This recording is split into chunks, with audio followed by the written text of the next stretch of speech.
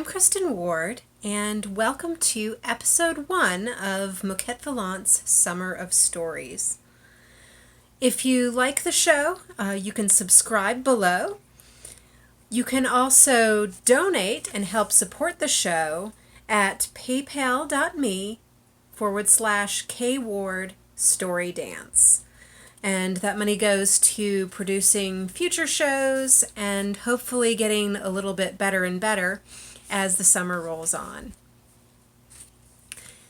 Tonight's story is Chasing Tales, which is based on an old Irish tale called The Man Who Had No Story.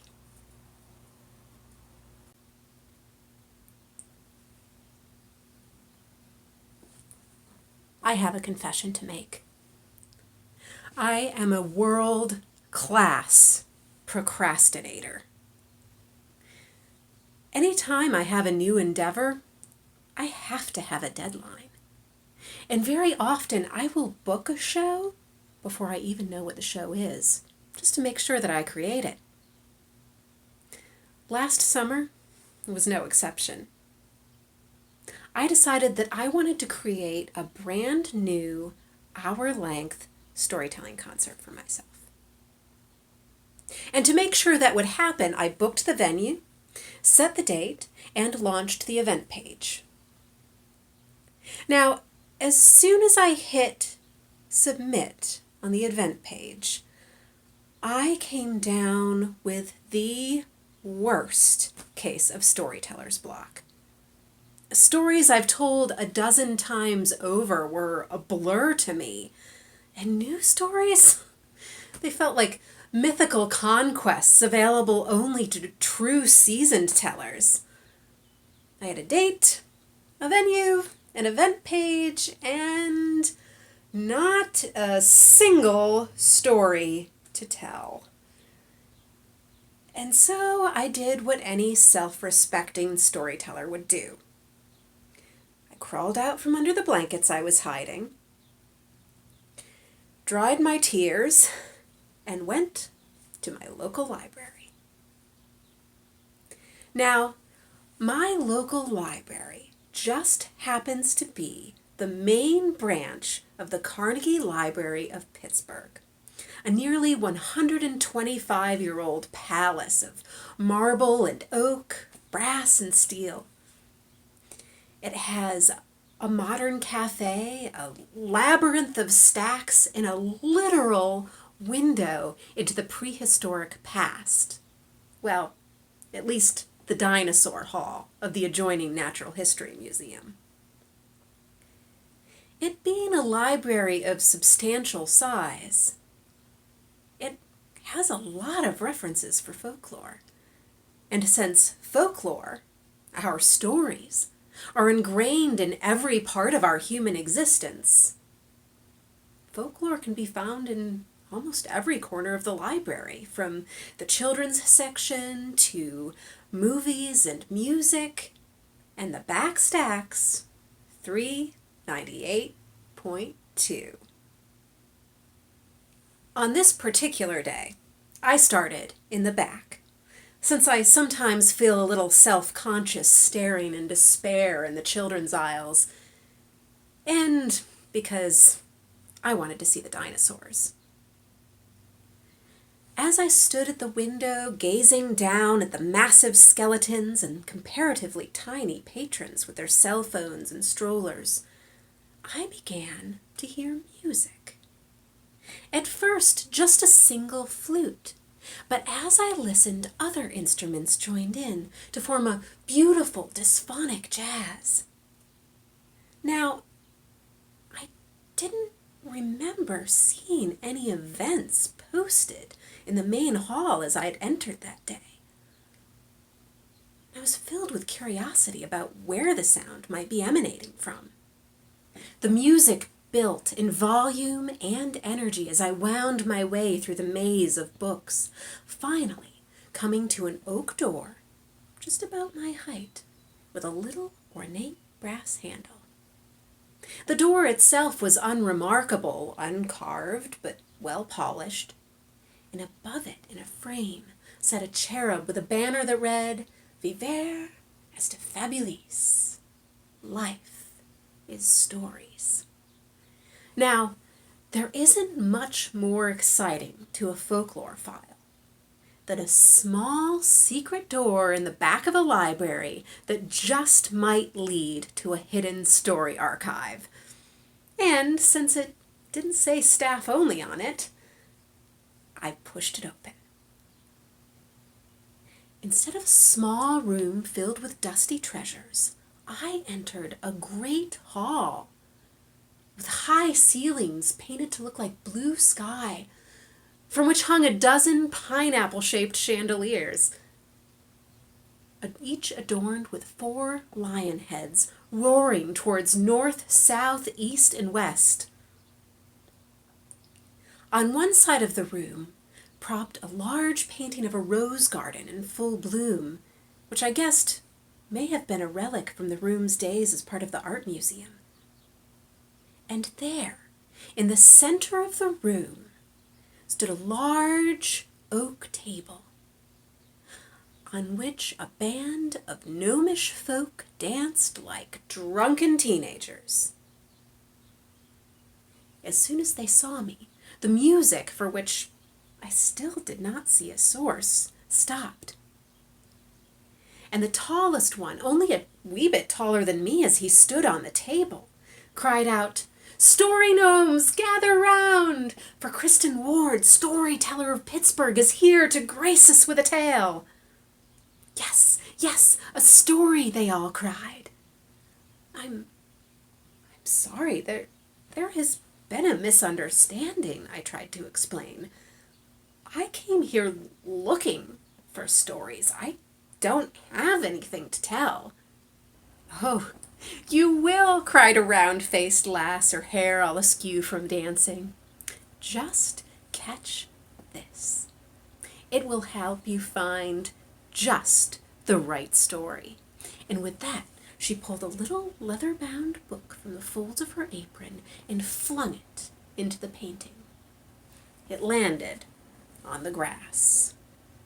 I ran after it, half expecting to collide with the wall, but instead found myself surrounded by ivy and roses.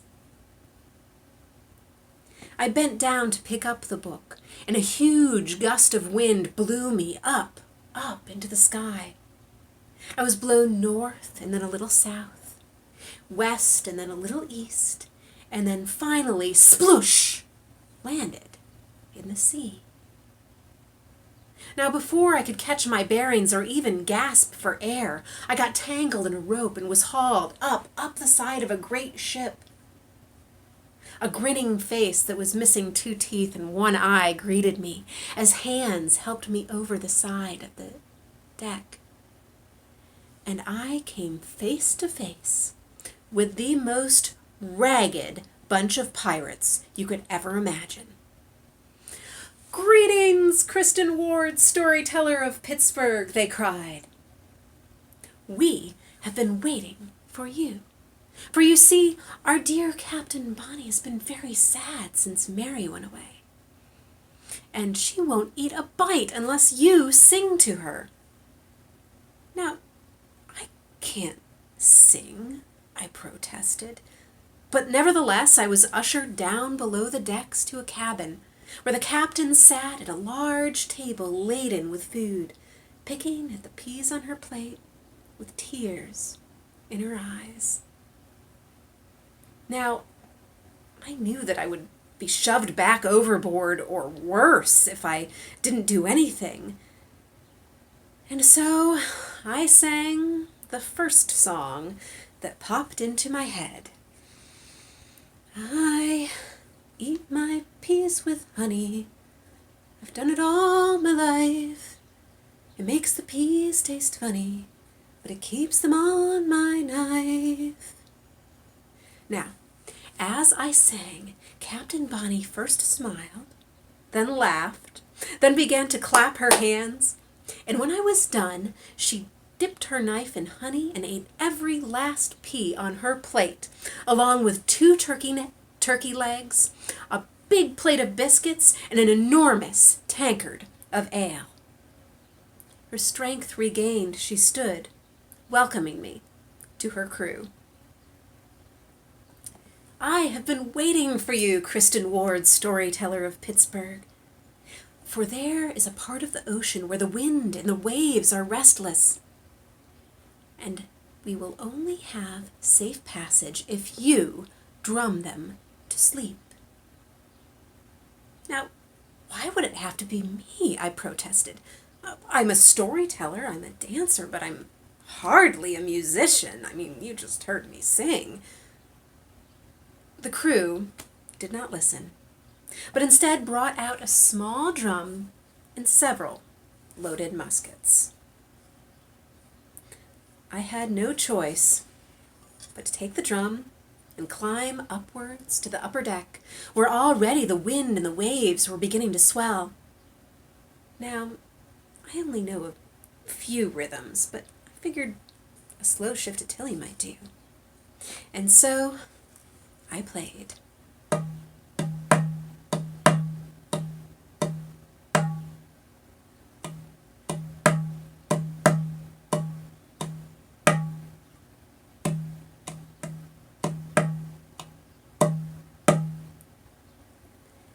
Now, as I played, the wind and the sea began to grow calmer and calmer, until we were sailing under clear skies once again.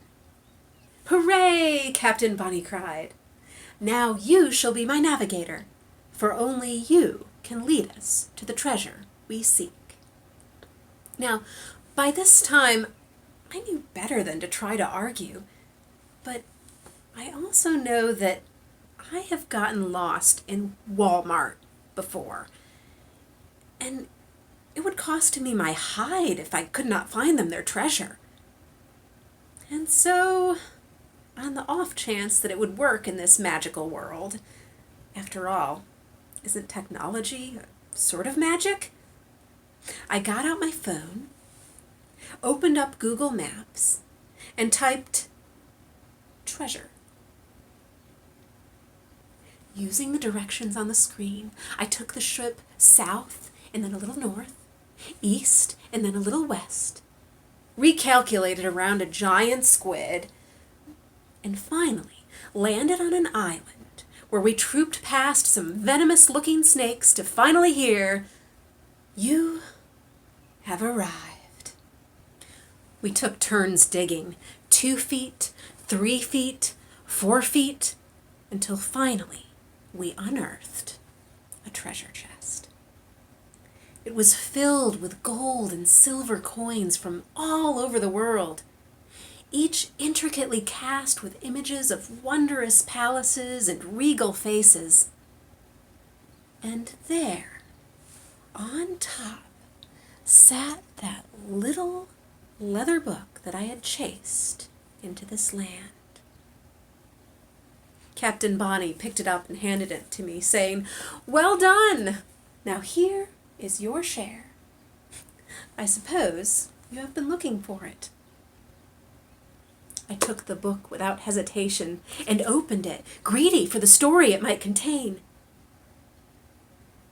And before I could utter a word or even say goodbye, I was blown again up into the sky. I closed my eyes and clutched tight to the book as I was blown north and then south, east and then west, and finally, both feet landed on something hard. I opened my eyes to find myself back in the great hall, standing on the large table in the center of the room, surrounded by cheering story gnomes and staring at empty pages. "Now you ought to be ashamed of yourselves," I cried. "Well, these pages are blank. I could have gotten killed a dozen times over looking for this book." And I told them everything that had happened. The wind, the pirate ship, the singing, the waves, the snakes. And they laughed and hollered and cheered as if this were the best story they had ever heard. must be tired," said the little round-faced lass, still giggling.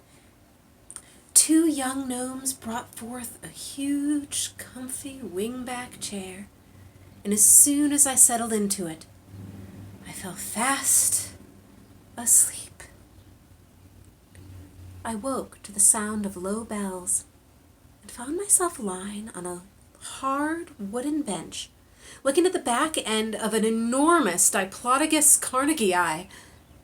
And before I could wonder what era of prehistory I had managed to wander into, the bells were followed by, "Thank you for coming to the Carnegie Library of Pittsburgh. The library will be closing in 20 minutes. Our staff would be happy to assist you in making your final selections." Well, there I was, back in the stacks where my search had begun. The music and the door and the gnomes had all vanished as if they had never even been there. And while I had missed my chance to research that day, I didn't need any assistance, for I had found my story.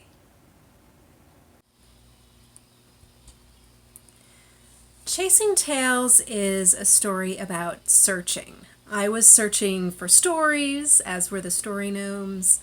The pirates were seeking a treasure. So I thought it would be fun for you at home to have your own treasure hunt. So here's what you need to find. First, a book of stories.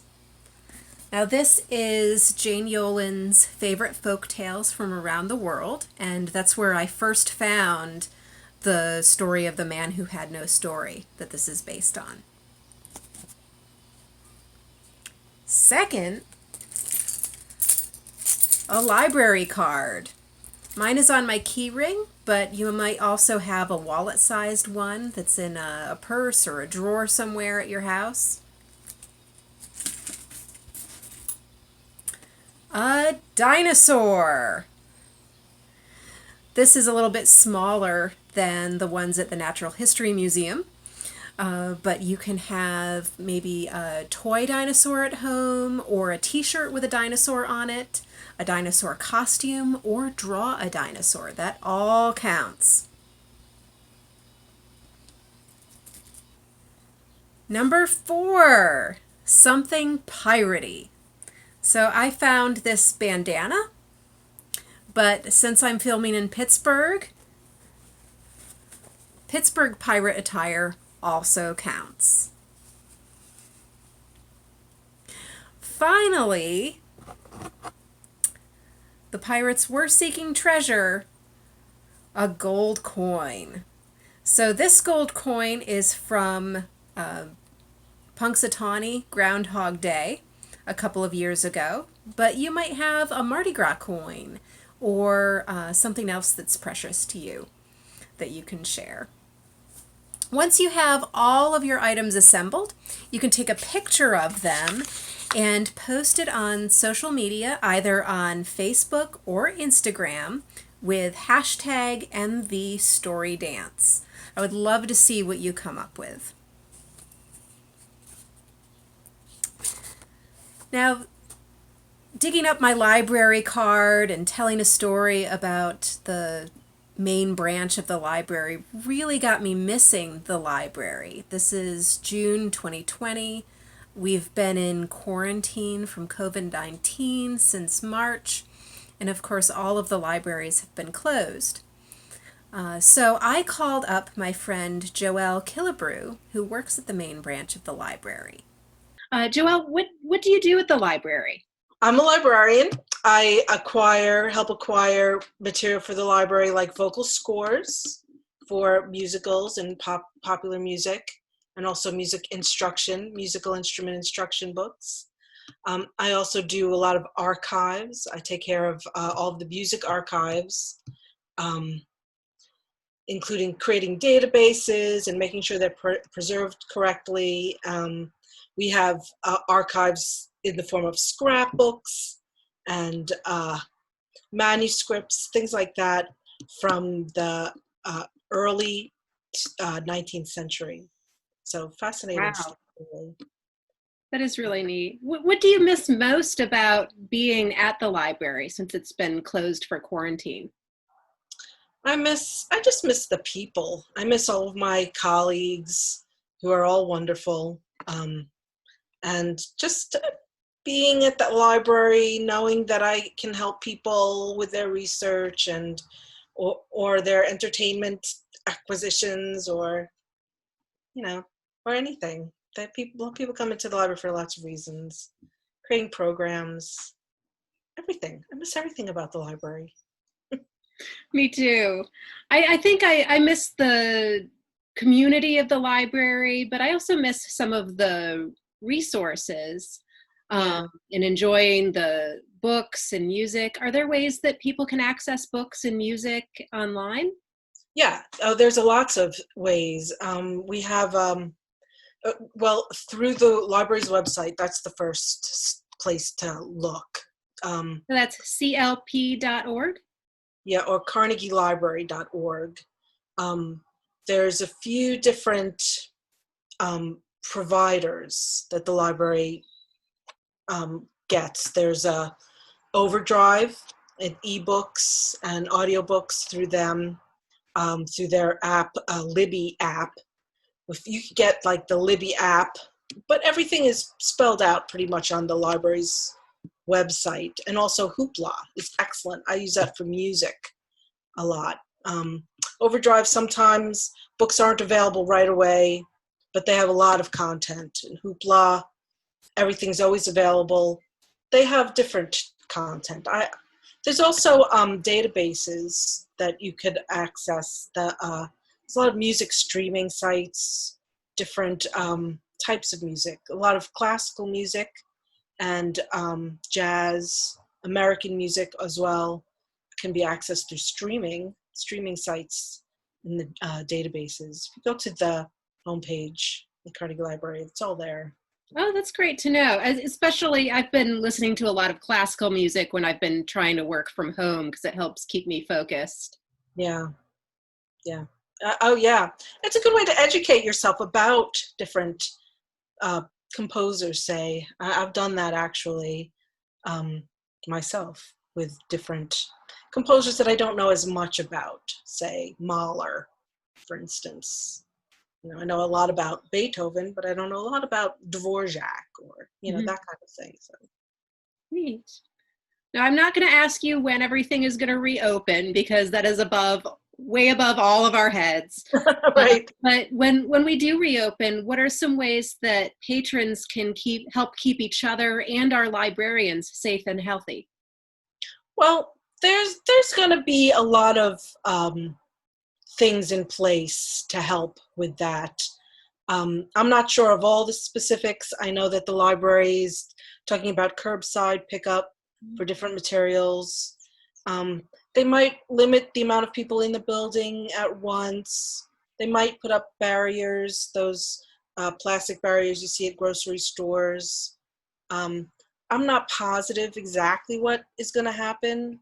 There's lots of talk about when we're going to reopen and what's going to happen. But of course, don't come to the library if you're sick. Don't come into the librarian's personal space. If there's a barrier, please respect that. Um, there'll be computers available, I'm sure, and Wi-Fi, free Wi-Fi, like always. And I know that the library's doing something to help mitigate that digital divide. People who don't have access to computers at home, there's going to be some sort of programs or services in place to help with that. Oh, that's great to know because I do miss.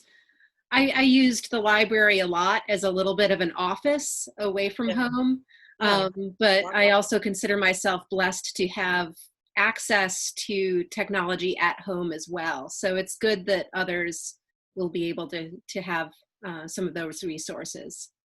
Yeah. Well, we'll have to see. I don't know any of the specifics about that, but there is something in the work. Lots of discussion about it. That's great. Well, thank you so much, Joelle. Oh, my pleasure. And thank you for watching. I hope you enjoyed tonight's show. Again, if you did, you can go to paypal.me, kward story dance to donate. You can also subscribe and comment below. Have a great night, and I hope you'll join me next week for Maquette Vallant's Summer of Stories, Episode 2.